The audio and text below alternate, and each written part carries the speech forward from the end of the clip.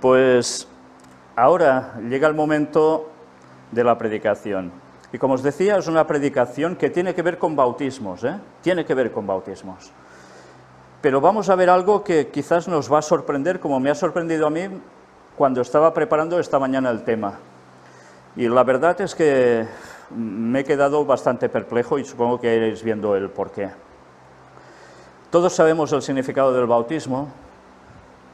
Morimos, resucitamos con Cristo y es nuestra entrada para la salvación. Pero a veces nos quedamos mucho solo con este factor, ¿no?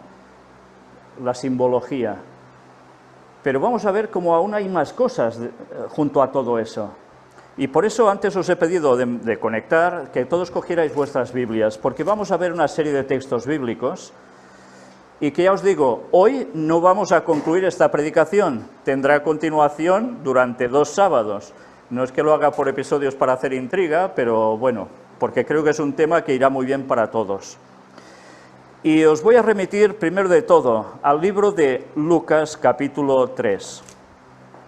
Todos sabéis que este capítulo es el que está dedicado a Juan el Bautista, su predicación, y viene junto a lo que después hizo, que fue el bautismo de Jesús.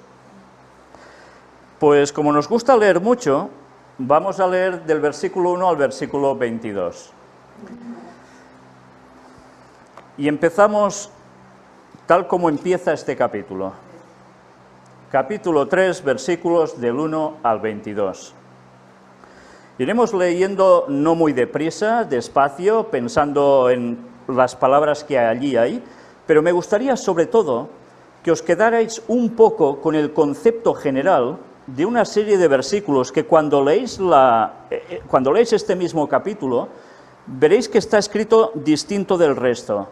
¿Os fijáis en vuestras Biblias? Hay una serie de versículos que vemos que parece como un poema, ¿no? Distinto de la estructura lineal de los otros versículos. Bueno, vamos a empezar y después iremos viendo todo esto.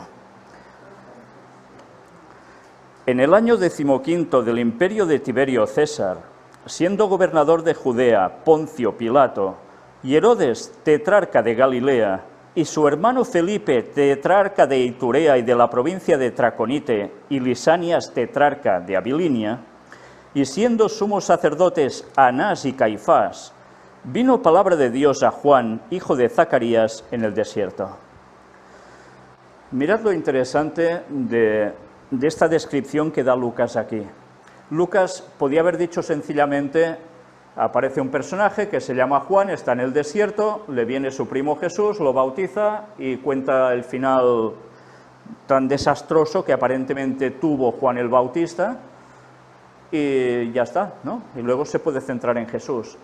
Pero fijaos lo interesante, empieza diciendo algo muy importante, sitúa en un contexto histórico, además definido por una serie de personajes distintos, que eran los que estaban mandando en esos momentos. Por tanto, no es eso de decir, esta historia es un rollo que alguien se inventó y lo ubicó por esos años. No, es que aquí nos centra quiénes eran los que estaban en ese momento para que pueda saber en qué año fue eso. Y la historia nos lo tiene que dar como comprobación. Y esto es sumamente interesante, ¿eh? No es fácil poner un personaje de ficción en un momento determinado, con tal y cual alrededor, y que todo encaje. Bueno, esto evidentemente se hace por algo. Se hace para denotar que esta cuestión es histórica. No es un mito, no es un invento, fue un hecho. Y el corresponsal de la época, para que me entendáis, fue en estos momentos Lucas, que intenta conseguir la información para situar toda la cuestión que sucedió. Y además, fijaos, no solo nos habla de los que serían los políticos de la época, sino que además nos hace una referencia a los sumos sacerdotes, Anás y Caifás.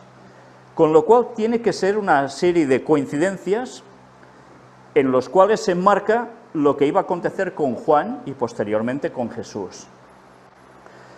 No había posibilidad de decir, mira, el sumo sacerdote era Julito y Manolito. Podían decirlo, pero podía ser un invento, estaría fuera de ubicación histórica. Pone Anás y Caifás, y Anás y Caifás debían coincidir con todo el resto de personajes políticos.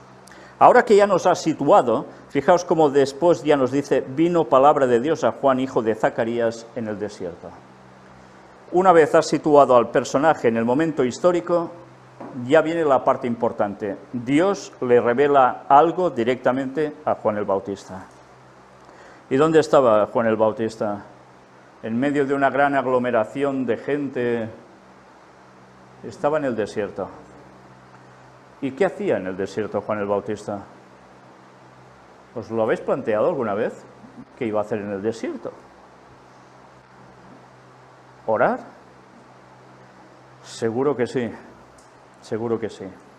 Pero además había que hacer algo, y era alejarse de las influencias externas para subir de un modo limpio. Y esto es muy importante, ¿eh? Si lo aplicamos a nuestra vida actual, bueno, fijaos tal como está el panorama, ¿no? Juan sabía que él estaba designado para hacer algo. ¿Lo sabía o no lo sabía? Sí que lo sabía. Por tanto, se debía preparar para ese momento.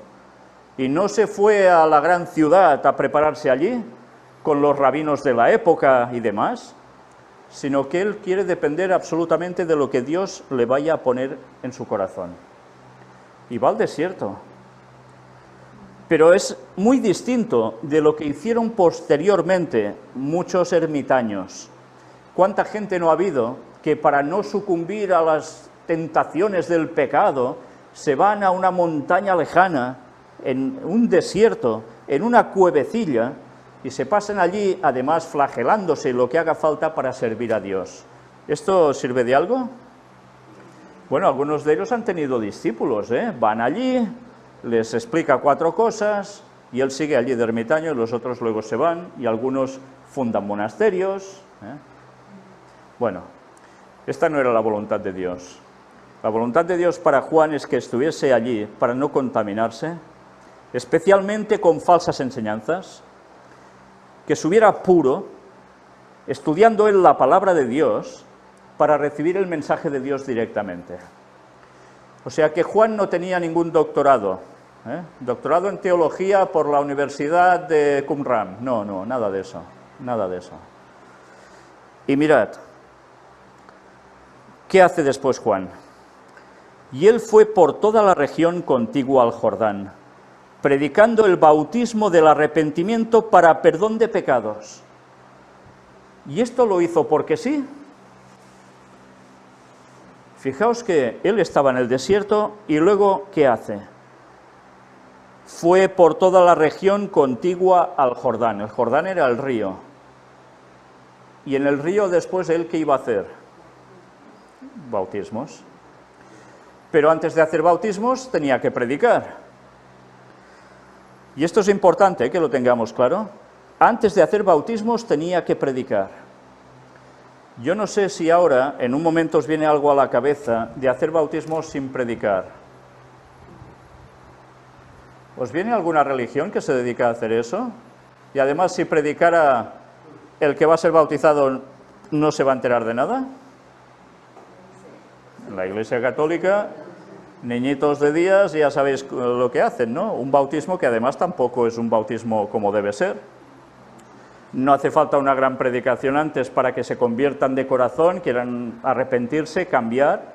Por tanto, completamente absurdo ese bautismo. Pero fijaos, ¿qué hacía él cuando predicaba? ¿Qué predicaba? El bautismo del arrepentimiento para perdón de pecados.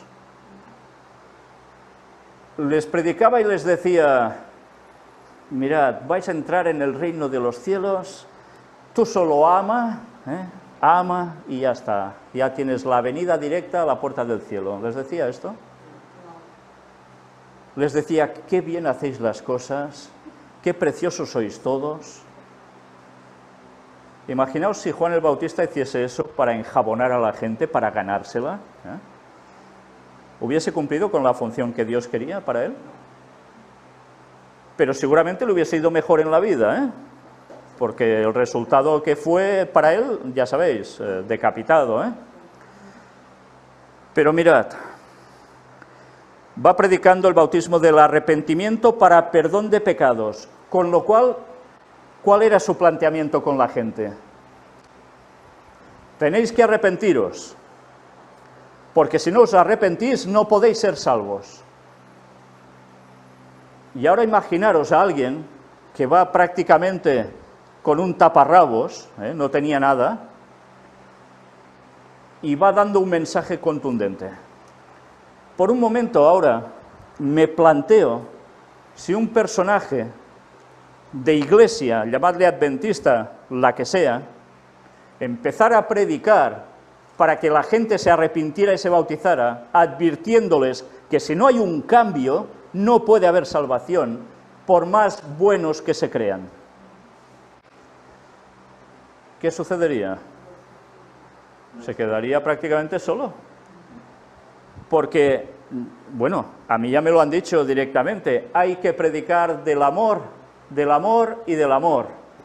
Y todo lo demás, ¿me entendéis? Y esta es consigna, pastores, que prediquen del amor. Y qué bonito es predicar del amor. Pero ahora yo me pregunto, ¿y llamar al arrepentimiento no es predicar el amor? Si no dices al otro, te tienes que arrepentir para ser salvo, debes cambiar cosas, debes entregarte al Señor, pero debes poner tu vida en consonancia con el Señor. Si no dice eso, ¿está amando al que tiene delante? Claro que no. ¿Hay alguien que no deba cambiar nada en su vida? Bueno, si vosotros lo conocéis, presentádmelo, porque yo aún no lo conozco. Y yo me miro al espejo y digo lo mismo de mí. Entonces, ¿cómo una persona puede ser salva si no se ha arrepentido? Si no ha hecho un paso previo, primero mental.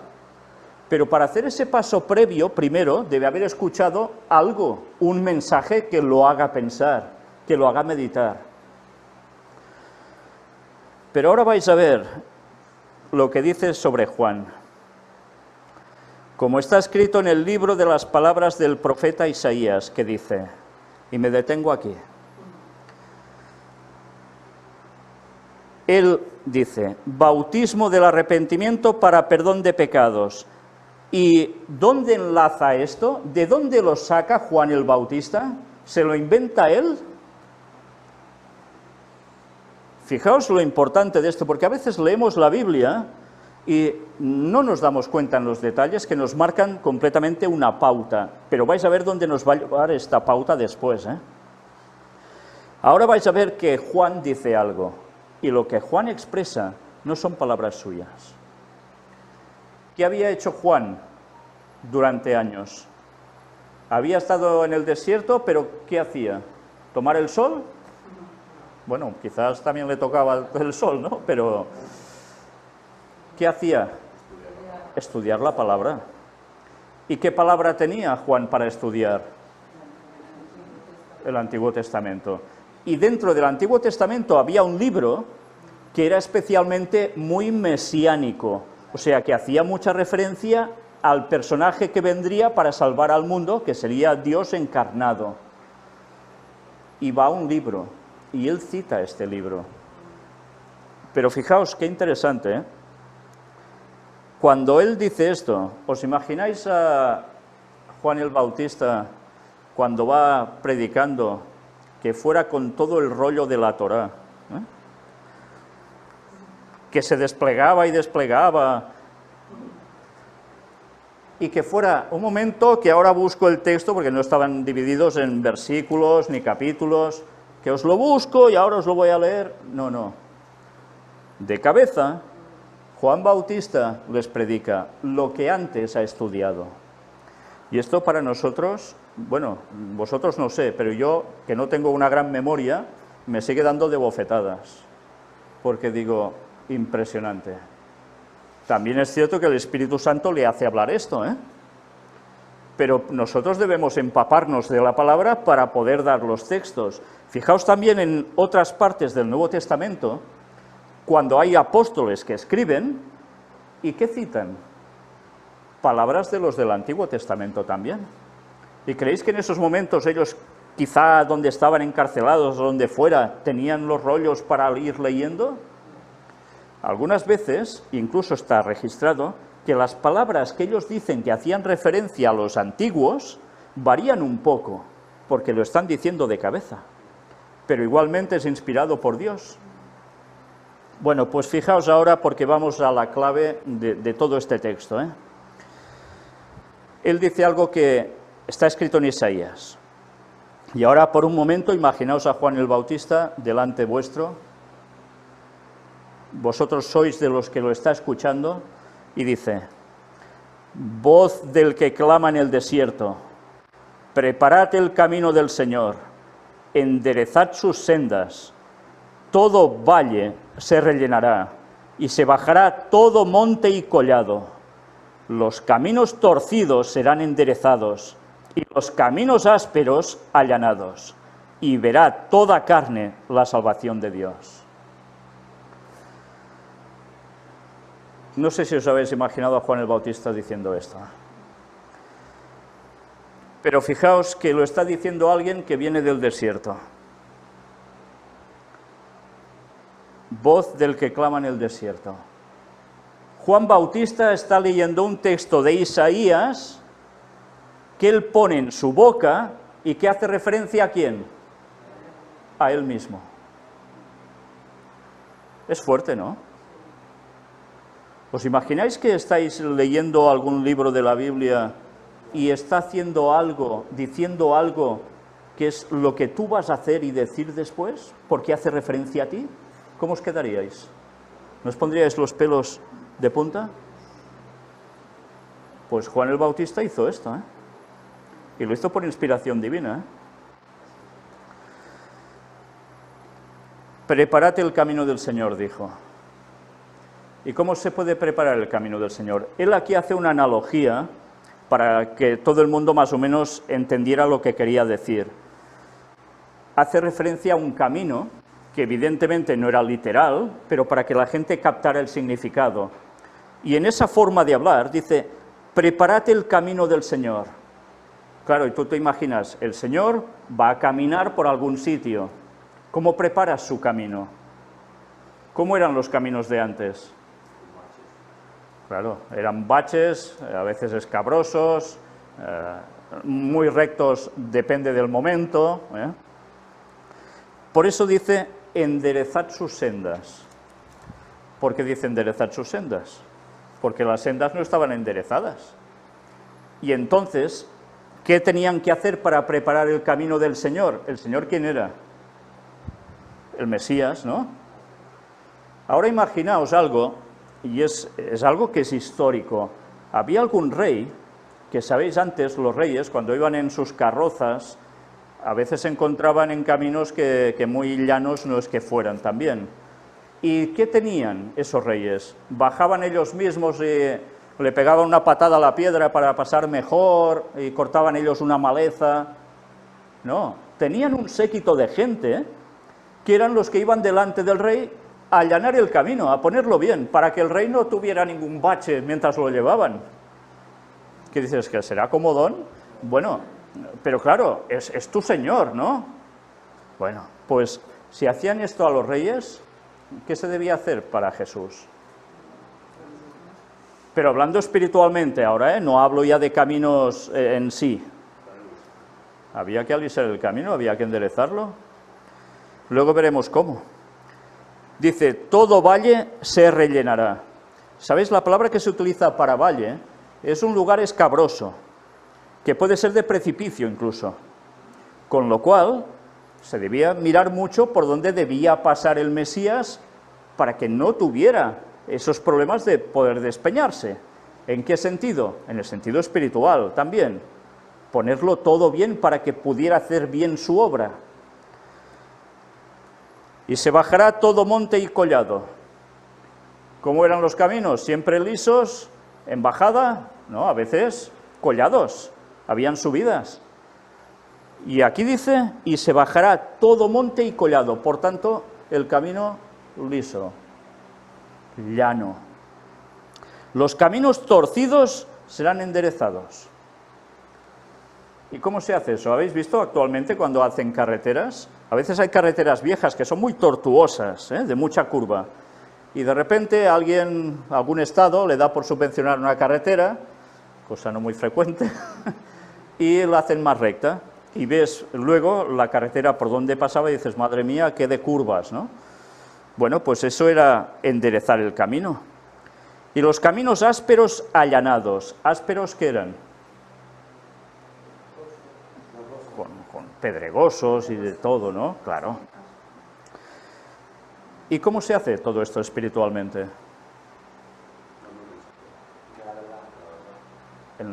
Hablando la verdad.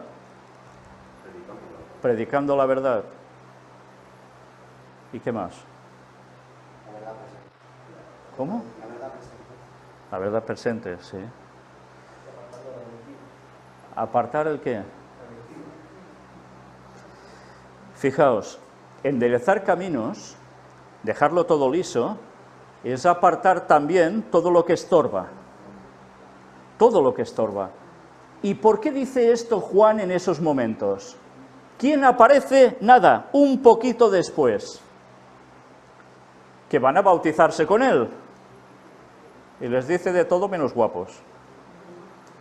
Los fariseos. Por tanto, ¿qué tenía que hacer Juan primero, antes de que apareciera el Mesías? Hacer limpieza. Dejar un camino limpio para que el Mesías entrara directamente. Y esto espiritualmente quería decir sacar de en medio a los que estorbaban. Es fuerte, ¿eh? Alguien que no tenía estudios reconocidos, que fuera capaz de encarar a los que eran los dirigentes de la iglesia de su momento, fariseos, saduceos y todos los que queráis. Qué valor, ¿no? Qué valor. Con lo fácil que era en esos momentos apedrear a alguien, ¿eh? Bueno, se la estaba jugando, ¿eh? Pero él se calló, dijo lo que tenía que decir. Y dice al final, y verá toda carne la salvación de Dios.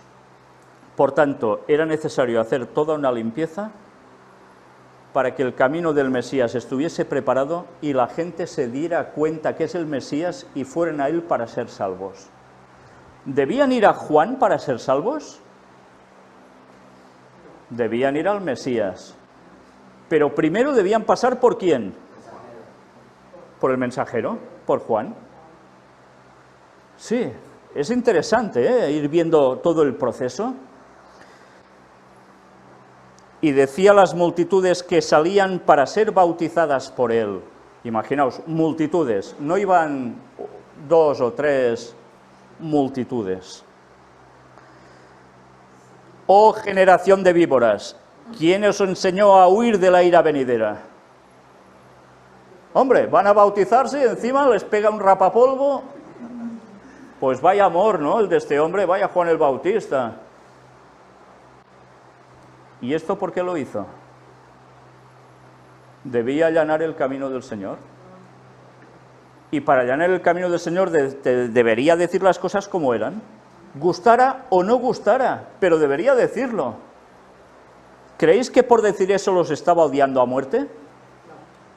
No, seguro que no. Pero les tenía que decir las cosas como eran, ¿para qué? ¿Para condenarlos a muerte eterna? Para que reaccionaran, por si había la posibilidad de que el Espíritu Santo trabajara en ellos, los despertara y se dieran cuenta de lo que estaban haciendo. Yo no sé si vais cogiendo analogías de todo esto con los tiempos nuestros.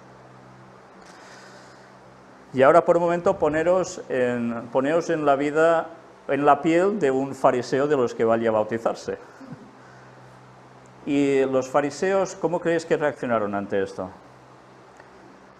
¿Quién nos enseñó a huir de la ira venidera? Pero multitudes, no solo hacía referencia a fariseos, habían otros por en medio. ¿Quién nos enseñó a huir de la ira venidera? ¿De qué ira venidera estaba hablando? ¿Que vendría Jesús y los fulminaría? ¿Jesús vino a fulminar a alguien? Por tanto, ¿a qué hacía referencia? A algo que acontecería posteriormente, en muchos años, a sus tiempos, 2000 años más para allá. ¿Quién nos enseñó a huir de la ira venidera?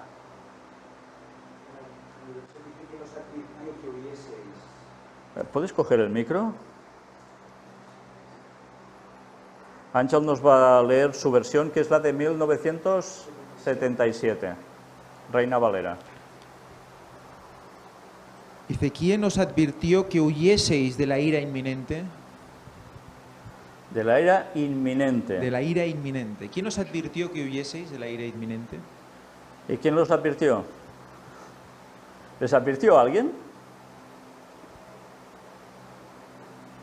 No hubo nadie que les advirtiera antes, porque no hubo profeta en Israel 400 años hasta Juan el Bautista. ¿Quién les enseñó a huir de la ira venidera?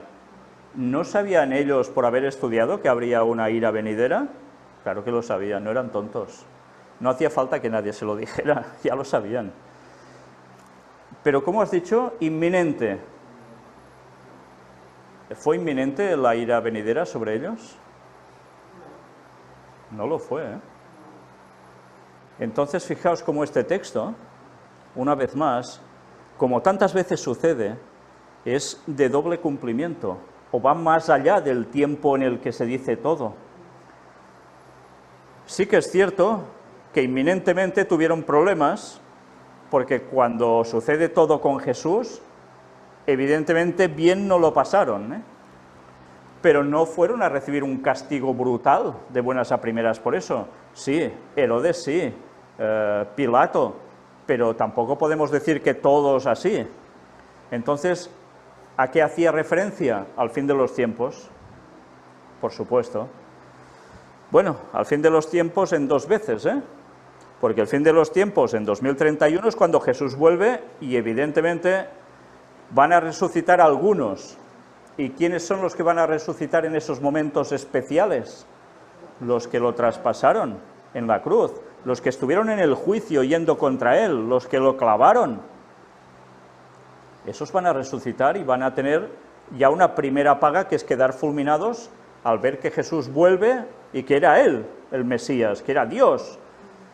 Pero después pasan 1000 años y hay la resurrección de todos los impíos en general, y allí sí que van a recibir su paga sí o sí. El fuego de procedencia eterna que los va a consumir hasta el final, hasta convertirlos en ceniza. Por tanto, la ira era venidera, sí. ¿Era inminente? Relativamente. Había inminencia en una parte, pero lo iba a ser posteriormente.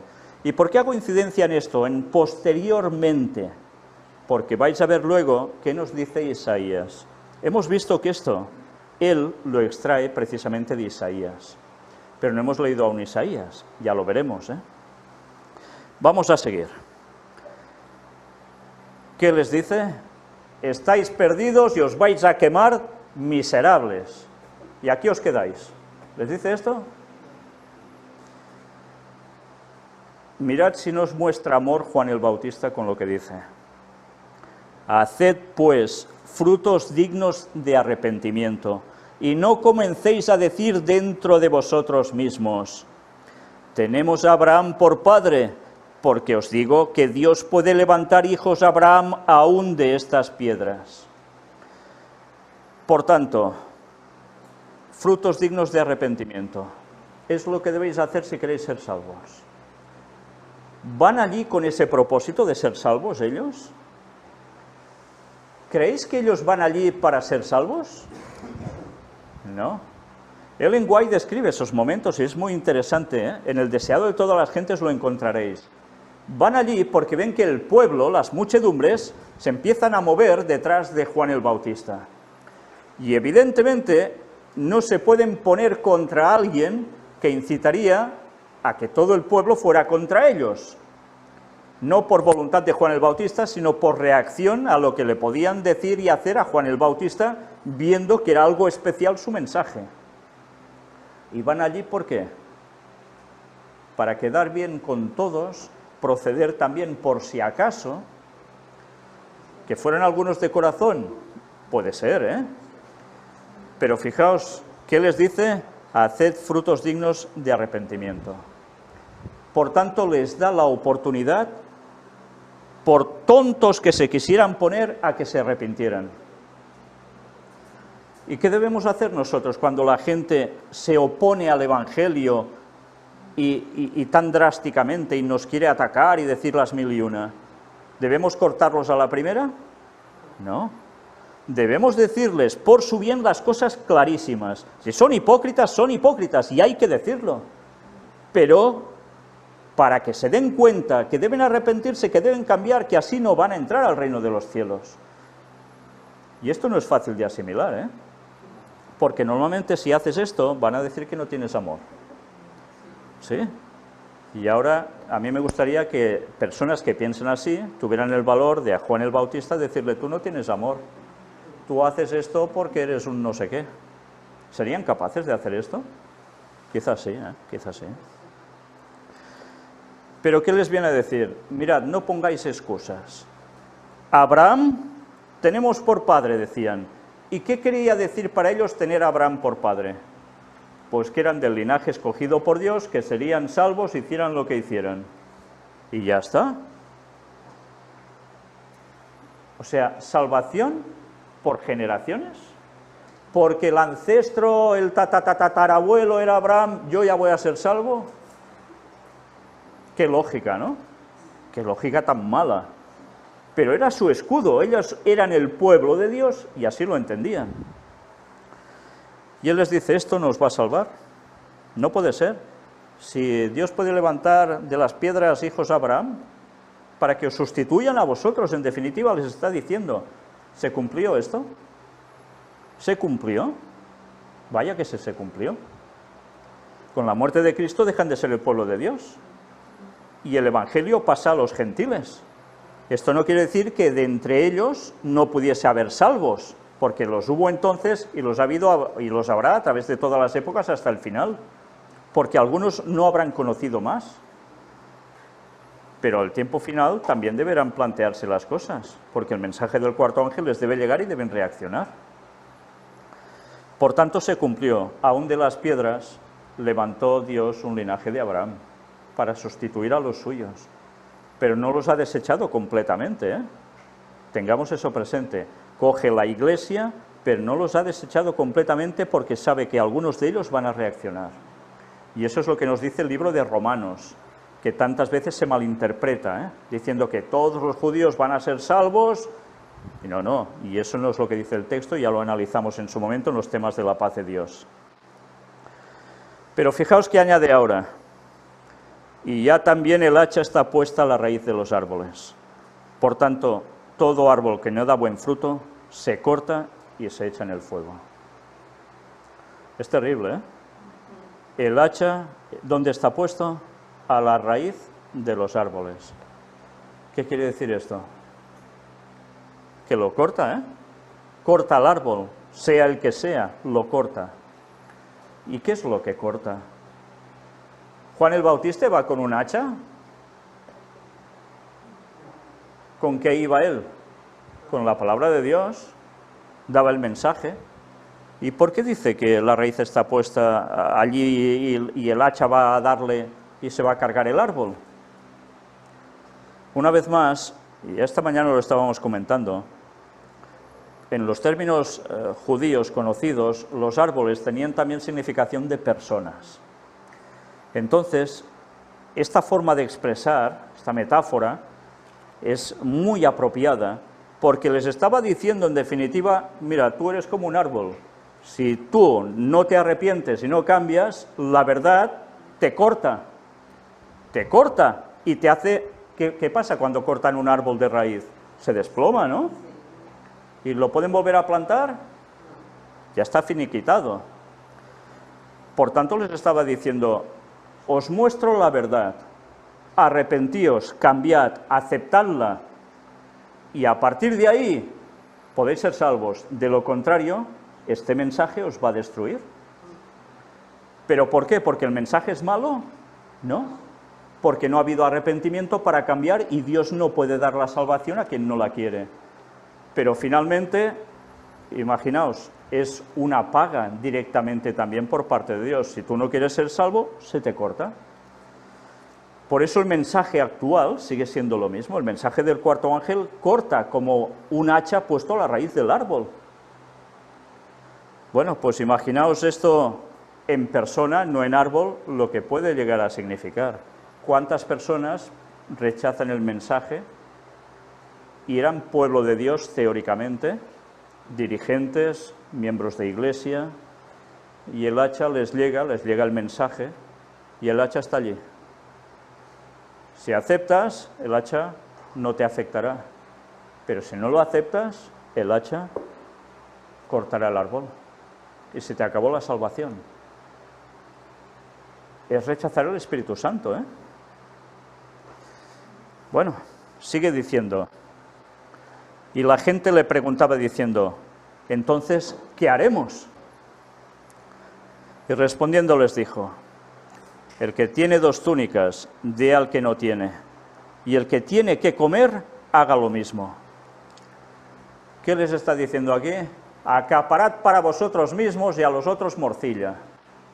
¿Les está diciendo esto? Les está enseñando el qué, el amor al prójimo. Fijaos, antes que Jesús dijera, amarás al prójimo como a ti mismo, lo está diciendo Juan, que tienes que compartir. Pero Juan, ¿de dónde sacó esta enseñanza? ¿Se la inventó? En el Antiguo Testamento ya dice también lo mismo, amarás al prójimo. Por tanto, una vez más, siempre hay una unidad de mensaje, el mismo criterio, no cambia. Por eso es una lástima cuando ves religiones que se dicen cristianas y dicen, no, ahora los mandamientos, los otros 6 ya es amarás al prójimo como a ti mismo y se acabó. ¿Vale? Pero esto quiere decir esto, esto y lo otro. Bueno, pues no lo quieren aceptar. Una vez más, si no se arrepienten, el hacha les llega y se les acabó. Vinieron también unos publicanos para ser bautizados y le dijeron, Maestro, ¿qué haremos? Él les dijo, no exijáis más de lo que os está ordenado. ¿Quiénes eran los publicanos? ¿Alguien lo sabe? Los que hacían algo público. ¿Quiénes eran? Los cobradores de impuestos, que trabajaban para los romanos y no eran romanos, eran del pueblo judío mismo. Con lo cual, todos sus compatriotas, imaginaos la gracia que les hacía, porque los veían como unos vendidos al gobierno, ¿no? Al gobierno impuesto desde Roma. Y les dice, no exijáis más de lo que os está ordenado. ¿Por qué les dice esto? ¿Qué se dedicaban a hacer los publicanos estos para conseguir más dinero? Ellos ya tenían su porcentaje asignado, ¿eh? Impuesto de Roma es tanto, por tanto de esa parte tú te quedas tanto. Pero ellos, ¿qué hacían? ¿Eran legales? No eran legales. Lo que hacían era, he de cobrar el 5%, para decir algo, de esa cantidad de impuesto, pues mira, son el 7%. Y los otros paga como un pepe. ¿Sí? Y así se iban enriqueciendo.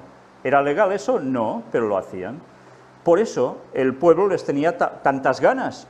Para ellos eran las sabandijas de su pueblo. Pero mirad, quiere decir que hay personas que están haciendo también cosas que quizás no son lícitas, pero que aquí algo les está trabajando, y es el Espíritu Santo. Porque fijaos, después de toda esta conversación, son los publicanos que, ¿qué hacen? Quieren ser bautizados, se acercan a Juan el Bautista para ser bautizados, porque tienen arrepentimiento de corazón. ¿Y qué les dice? No exijáis más de lo que os está ordenado. Qué bonito, ¿eh? Otro les diría, no, no, ya estáis perdidos, lo que habéis hecho es bueno. Y no. Los quiere, los ama y les dice que haced esto, iréis bien. Por cierto, ¿suena a alguien que hizo esto bien hecho en el Nuevo Testamento y con Jesús? Zaqueo. Todos sabéis la canción de Zaqueo, hombre bajo fue que nunca más creció, ¿no? ¿No la conocéis? ¿No la conocéis, en serio? Esto es que no habéis estado mucho en la iglesia adventista. Bueno, algún día os la cantaré, pero cantar no es lo mío. Bueno, ¿alguien ha sido maestra de niños por aquí? ¿Sí? Bueno, en definitiva, la letra es que hace referencia al texto bíblico, que Zaqueo era un hombre muy bajito, viene Jesús, y como no puede verlo porque hay una multitud, se sube a un árbol sicomoro, y desde allí se sube a una rama, haciendo el ridículo, ya os lo podéis imaginar, cuando él era un recaudador de impuestos, y desde allí no le importa lo que le digan, él quiere ver a Jesús, que Jesús pasa, y dice, baja, que en tu casa es necesario que pose. Y la canción viene a decir esto, ¿no? Es una cancioncita para niños, que bueno, es muy bonita, ¿no? Pues a Zaqueo no le importó nada el hacer el ridículo allí, pero es que Zaqueo era un caso realmente especial. Todos recordáis que Zaqueo dice algo a Jesús. ¿Recordáis que le dice él de lo que hace en su oficio? Que si ha defraudado a alguien, ¿qué hace? Le devuelve y más, y más. O sea que, ¿qué corazón tenía Zaqueo? ¿Era el típico que iba a fastidiar al otro? Bueno, quizá durante un tiempo lo hizo, porque dice, pero si he defraudado, devuelvo y más. ¿No había arrepentimiento en el corazón de Zaqueo? Pues mira, es en los mismos que Juan el Bautista les dice esto. O sea que entre ellos había buena gente también. No sé por qué circunstancias tuvieron ese trabajo, no lo sé. Pero lo que sí sé es que entre ellos había de todo como en todas partes. Y el Espíritu Santo al que puede le toca el corazón. En cambio nosotros si vemos a uno que es quien sabe qué, ya, uy, este es no sé qué, ya no le predico porque no hay nada a hacer con él. Qué tontos somos, ¿eh? Y no sabemos lo que hay en el corazón de la persona y si el Espíritu Santo le está trabajando ya. Y le dicen, ¿qué haremos? Le responde, y luego se acerca alguien más. También le preguntaron unos soldados diciendo, ¿y nosotros qué haremos? Y les dijo, no hagáis extorsión a nadie, ni calumniéis, y contentaos con vuestro salario. Curiosa respuesta, ¿no? Que sí. ¿Qué esperabais que le dijera? ¿Qué respuesta daríais vosotros si os viene un soldado? Deja el ejército, ¿no? ¿Lo tenían fácil para dejar el ejército así como así? No era fácil para un soldado romano dejar el ejército porque sí. Y era necesario que pasara un cierto tiempo para poderlo hacer. Entonces, si él les decía, deja el ejército ya, los estaba poniendo en un compromiso que les podía resultar en cortarlos. Y el mensaje que ellos podían transmitir a otros no les podía llegar. La respuesta de Juan, sumamente inspirada por Dios. Y le dice a toda esa gente que son soldados, no hagáis extorsión a nadie. ¿Por qué? ¿Qué hacían los soldados? También extorsionaban. Y no solo esto, ni calumniéis. ¿Qué fama tenían, no, los soldados?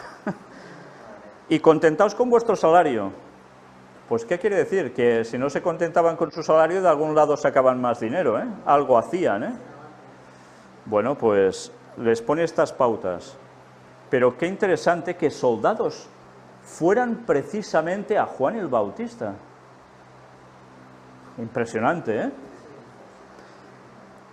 Y sigue diciendo, como el pueblo estaba en expectativa, preguntándose todos en sus corazones si acaso Juan sería el Cristo. Qué interesante, ¿eh?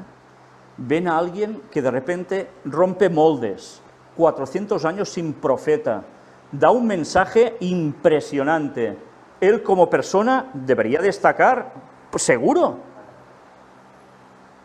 Y la gente preguntándose, ¿será el Cristo? Y por eso iban, por si era el Cristo. Pero ahora empieza la parte que ya nos da que pensar, ¿eh? Respondió Juan diciendo a todos, yo a la verdad os bautizo en agua, pero viene uno más poderoso que yo, de quien no soy digno de desatar la correa de su calzado. Él os bautizará en Espíritu Santo y fuego. por un momento imaginaos a Juan que le llegan multitudes que prácticamente lo tienen como el santo del pueblo, para que me entendáis, ¿no? Y ya le dicen, bueno, tú debes ser el Mesías, ¿no? Ya se huelen que puede ser el Mesías. ¿Creéis que para Juan esto no pudo ser una tentación? El decir, vale, todas las medallas para mí y ahora aquí me erijo como el número 1. Podía serlo, ¿eh? Pero Juan sabía que él tenía una misión y que él no era el Mesías. Él preparaba, allanaba el camino para la llegada del Mesías, pero él no era el Mesías, era su representante. Y describe lo que pasaría después. Él era digno de desatar la correa del calzado de Jesús, no se consideraba ni digno de eso. Y era su primo. Y imaginaos qué situación, que tu primo sea el Mesías. Es que tiene que ser impresionante. Pero ¿no debería ser impresionante que los padres de Juan el Bautista recibieran también un ángel que les dice que vuestro hijo hará esto y lo otro? Preparando el camino del Mesías. Brutal, ¿eh? De impacto total. Pero fijaos, él no asume un rol, un papel, que sea más del que se le ha dicho que sea. ¿Cuántas lecciones, eh? Y tantas veces los seres humanos queremos asumir un rol superior porque bueno, nosotros somos los más capaces, los más no sé qué. Qué tontos somos, ¿no? ¿Qué rol te da a ti Dios? Pues cúmplelo. ¿Qué talentos te da a ti Dios? Pues trabaja esos. No quieras trabajar los que no tienes, sino Dios ya te los hubiese dado. Vaya lecciones. Pero dice, Él os bautizará en Espíritu Santo y fuego. Y ahora yo os pregunto, ¿Jesús bautizó en Espíritu Santo y fuego? ¿No? ¿Sí o no? Ah, vaya preguntita, ¿eh? ¿Jesús incluso bautizó en agua, Jesús? No. ¿Quiénes bautizaron por Él? Los discípulos, Él no bautizaba, ¿eh? Pero mira por dónde dice, os bautizará en Espíritu Santo y fuego. Y ahora os pregunto, ¿bautizó Jesús por Espíritu Santo y fuego? Sí. ¿Cuándo? ¿Cuándo? No lo recuerdo. ¿Cuándo? En Pentecostés. Yo me iré, dice, y os daré al Consolador. Y el Espíritu Santo llegó como llamas de lenguas de fuego. Fueron bautizados con el fuego del Espíritu Santo. Por tanto, sí se cumplió lo que dijo Juan, ¿eh? Era profecía. Pero qué interesante que Juan estaba profetizando algo que la gente no debió captar fácilmente, ¿eh? Pero fijaos, pasa el tiempo y después pueden darse cuenta de que Juan era el enviado por Dios para anunciar ya algo que iba a pasar también. Su aventador está en su mano. ¿Qué es el aventador? ¿Qué era un aventador de esa época? Bueno, ahora podemos decir el abanico, ¿no? Para el calor, pero se hacía algo. Esto Luis seguro que lo sabe muy bien, ¿verdad? ¿Puedes coger el micro? Y ahora Luis nos lo explicará porque lo estuvo diciendo en alguna predicación y es sumamente interesante, ¿eh? Su aventador en su mano. Y limpiará su era. Ahora vamos cogiendo la idea, no es un abanico de mano, sino que es algo más grande. Bueno, creo que era pues una especie de forca que decimos en catalán, ¿no? Un instrumento que tiraba la paja al viento y el viento pues se encargaba de separar el grano de la paja y se llevaba pues toda la escoria, ¿no? Era el instrumento que se usaba. Se cogía de abajo hacia arriba, se tiraba hacia arriba y cuando había un poco de aire caía el grano y la paja, como era más volátil, se desplazaba. Entonces se hacía la separación, ¿no? Bueno, pues ya veis, esto era el aventador. Quizás también utilizaban algo más para aventar, no lo sé. Pero bueno, este es el concepto. Pero ya veis, su aventador está en su mano y limpiará su era. ¿Qué quería decir limpiará su era Jesús? ¿Qué era? ¿Qué era la era? ¿Cómo? La era ¿Qué sería espiritualmente hablando? El pueblo de Dios de ese momento, la iglesia de Dios de ese momento, o sea, el pueblo judío. Y ¿no suena esto un poco fuerte cuando además añade, y recogerá el trigo en su granero y quemará la paja en fuego que nunca se apagará? Suena fuerte, ¿eh? Porque si ya estableces que si la era es el pueblo y dentro de esta era, de lo que puede ser su pueblo, unos van a ser trigo y los otros paja, que unos terminan muy bien almacenados y los otros chamuscados a base de bien, ¿eh? Bueno, pues les estaba diciendo que el Mesías, ¿cómo vendría? Como un separador, ¿eh? Entre unos y otros. Las ovejas y los cabritos, ¿eh? Algo acontecerá al fin del tiempo también así. Pero ya Jesús, en vida, iba a hacer esto, porque su mensaje iba a cumplir esa función. Si se aceptaba o no se aceptaba, dependía si eras trigo o eras paja, ¿eh? Con estas y otras muchas exhortaciones, anunciaba las buenas nuevas al pueblo. Por tanto, no solo predicaba esto, sino con estas y otras muchas exhortaciones. ¿Qué es exhortar? Instar a algo, ¿no? Anunciaba las buenas nuevas al pueblo. Por tanto, anunciar buenas nuevas al pueblo, ¿qué significaba? Que si se arrepentían, serían salvos, llegaría también para ellos el Salvador, el Mesías, y serían del pueblo de Dios de verdad. Y los otros, que podían ser del pueblo de Dios, en verdad no lo eran, e iban a ser sacados fuera. O sea, iba a haber una criba de verdad, total, ¿eh? Vaya papel el de Juan, vaya papel. Pero fijaos, ahora ya llega el colmo de toda esta situación. Entonces Herodes el tetrarca, siendo reprendido por Juan a causa de Herodías, mujer de Felipe su hermano, y de todas las maldades que Herodes había hecho, sobre todas ellas añadió además esta, encerró a Juan en la cárcel. Llega Juan el Bautista, le dice a Herodes que ¿qué haces con la mujer de tu hermano? Al que tiene más poder, va y le dice esto. Ya sabéis lo que le iba a pasar, ¿no? Bueno, pues resulta que le dice esto y además de todas las maldades que Herodes había hecho. Y había hecho a montones, a montones.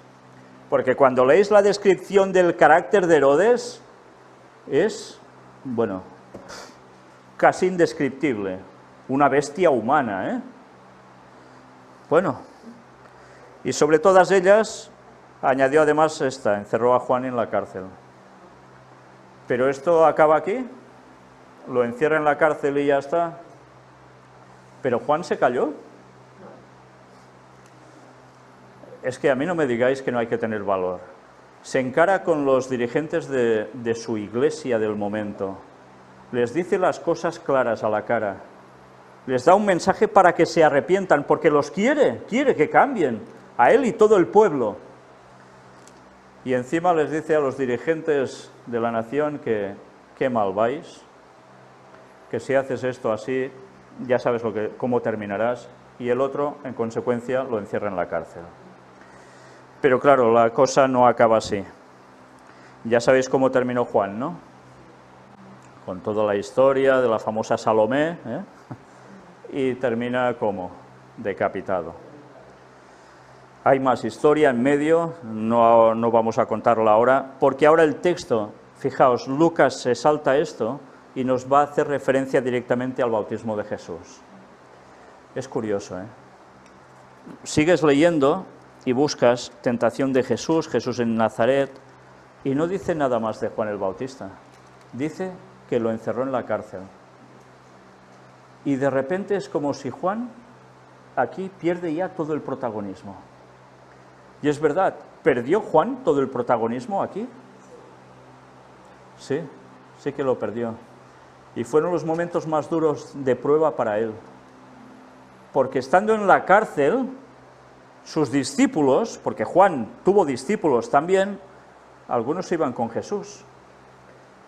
Y él preguntaba algo: ¿de verdad Jesús era el Mesías? Él en esos momentos hasta dudó. Vaya presión la suya, ¿eh?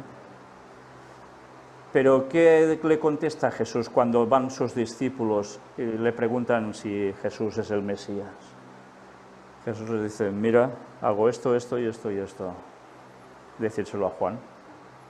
Y Juan reconoce que verdaderamente su primo era el Mesías. Y ya no le da miedo que lo decapiten. Ya le importa un bledo, porque sabe que después de eso le vendrá la eternidad en la resurrección. Impresionante. Pero mirad, en otros evangelios sí que se habla de lo que acontece con Juan, pero Lucas aquí parece frío, ¿verdad?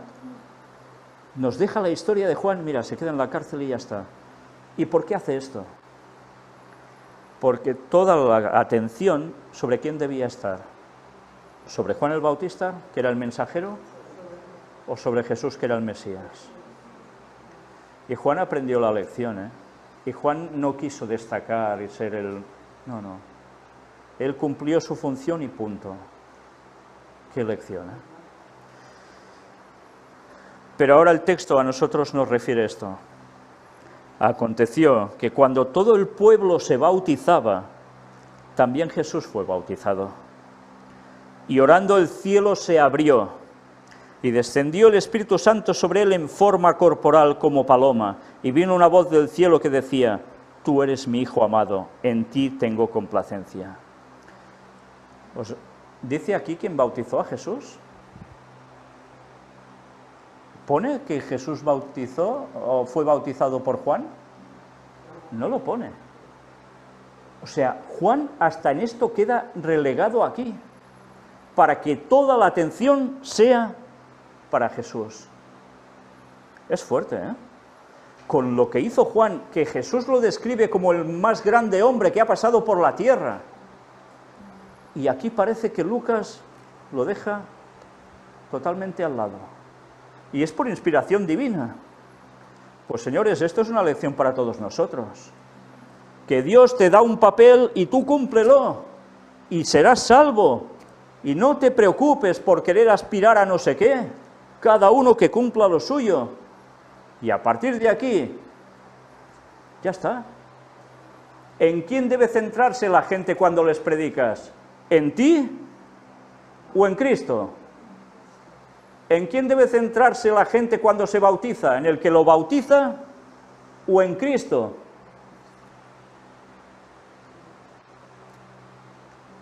Y sabéis, ya pasó algo en los tiempos un poco posteriores a esto, cuando Pablo tiene que vivir una serie de circunstancias, y hay alguien que decía: yo soy de Pablo, yo de Apolos.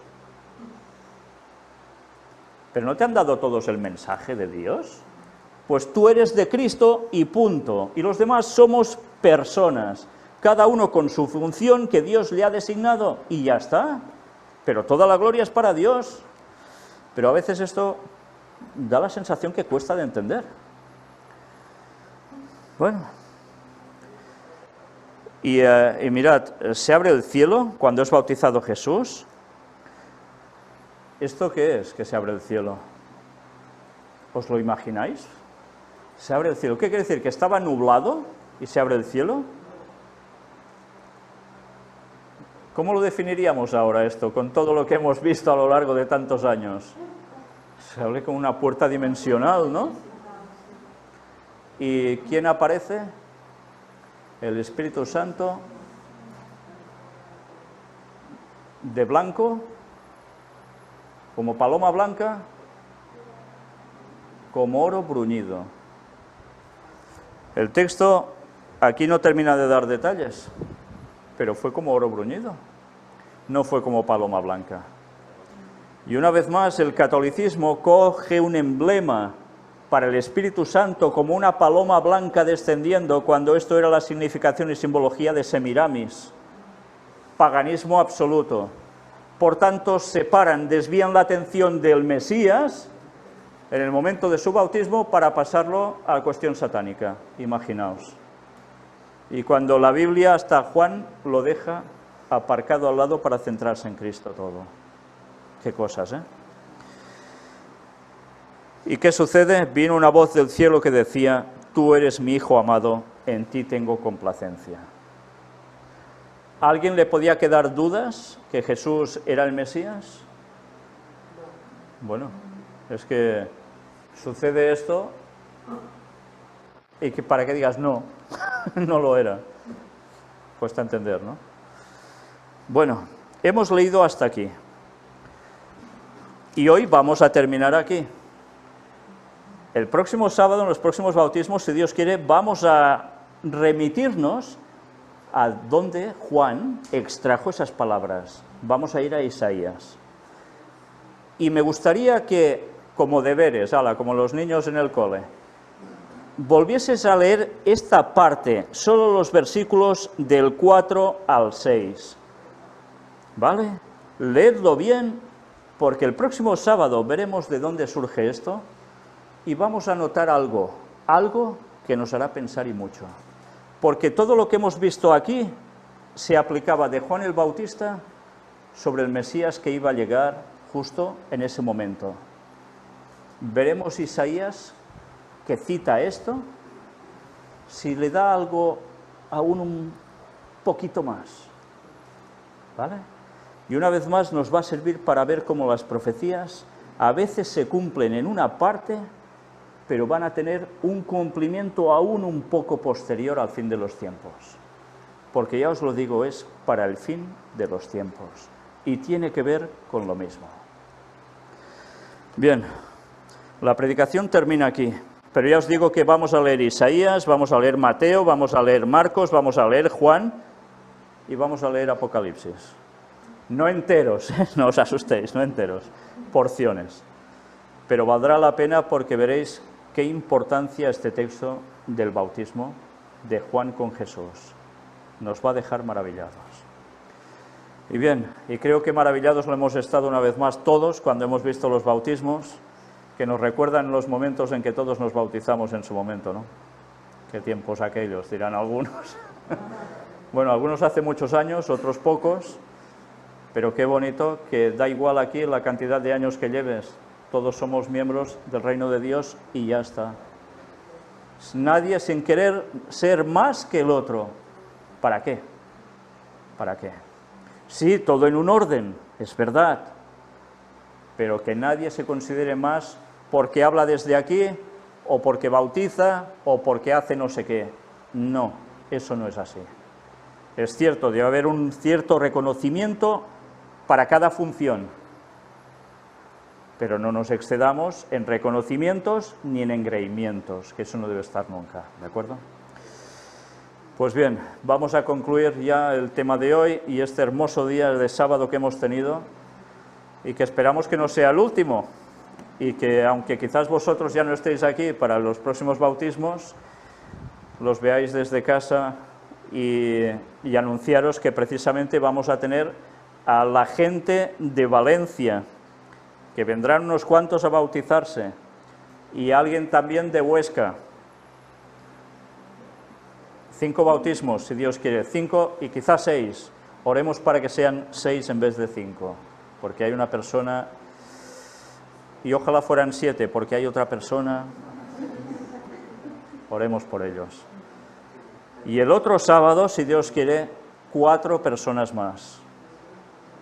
De Sevilla, todos sevillanos, y alguno que es sevillano, que no está en Sevilla, que también estará allí. ¿Sí? Y Aitor, sí, que esperemos el día 5, dijo también. Sí.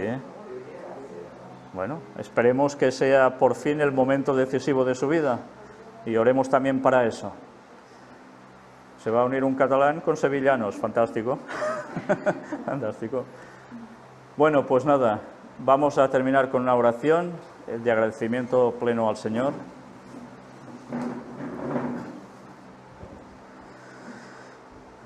Padre nuestro, en este día de felicidad que nos has dado. Una vez más, solo podemos que alabarte. Gracias, Señor, porque la cadena del Evangelio sigue funcionando después de 2000 años. De Jesús a los discípulos, de los discípulos a tanta gente a través de la historia hasta llegar a nosotros. Gracias porque Juan te preparó el camino, porque tú lo dispusiste así. Señor, te queremos pedir que nos utilices también a nosotros para preparar el camino para tu regreso. Ayúdanos, Señor, a trabajar intensamente para que todas las personas de este mundo conozcan tu mensaje. Y no solo lo conozcan de palabra, sino que también vean que nosotros somos dignos de tu reino, porque somos semejantes a ti. Sabemos, Señor, que estamos muy lejos de ser como tú eres, que nosotros también debemos arrepentirnos cada día de tantas cosas y pedirte perdón. Y te queremos pedir que nos vayas transformando, nos hagas ir creciendo para poder ser como tú eres y poder estar contigo. Y ahora muy especialmente te pedimos por las 4 personas que han entregado su vida a ti, para que en estos momentos en los cuales las dificultades no los van a dejar ya, sean firmes y también tengan el soporte de los hermanos, del resto de hermanos que están en el mismo sentir y en la misma fe, como un solo pueblo. Porque así debe ser, Señor, que los más tiernos estén acompañados de los más fuertes, de los que llevan más tiempo, más recios, pero que aún y así, unos a otros nos podamos ayudar, porque ya sabemos que el que mire estar firme, el que cree estar firme, que mire que no caiga. Ayúdanos, Señor, a tener siempre presente esto y a recordar cada día de nuestra vida esos momentos en que nosotros también nos dispusimos a entrar en las aguas del bautismo para hacer el pacto contigo, para ir renovándolo mentalmente en oración, en agradecimiento, porque nos rescataste de este mundo para llevarnos a tu reino y poder ser una luz para que muchos más participen de lo mismo. Utilízanos tanto como puedas, humíllanos tanto como haga falta, para que solo tú seas enaltecido y que así un pueblo pueda estar preparado para tu pronto regreso.